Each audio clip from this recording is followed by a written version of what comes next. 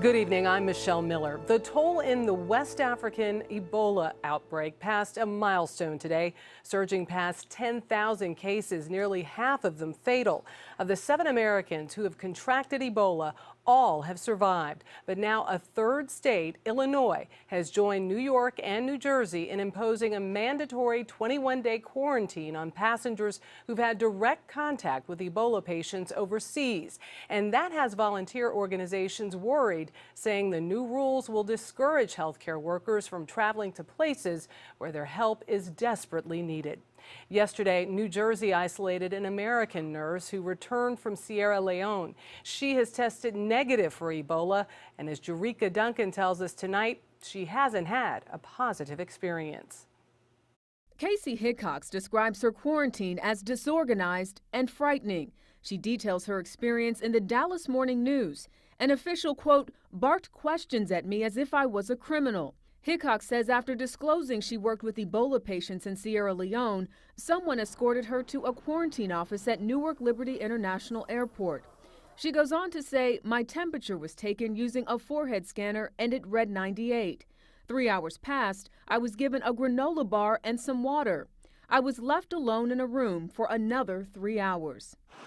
Hickox is now being kept in a tent outside a New Jersey hospital with nothing but her cell phone.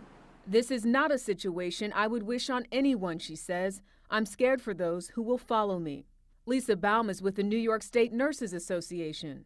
The last thing we want to do is to have disincentives for healthcare workers to treat sick patients either here at home or in West Africa. Hickox is the first patient quarantined after New York City doctor Craig Spencer tested positive for Ebola. Health officials say they've now visited and cleared every place Spencer went to before his confirmed diagnosis.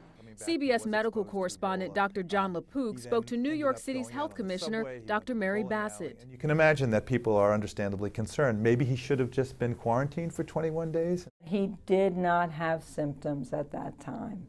He had not yet had a fever. And when he had a fever, he absolutely immediately notified the public health authorities, and all the right actions were taken after that. And his temperature was not that high.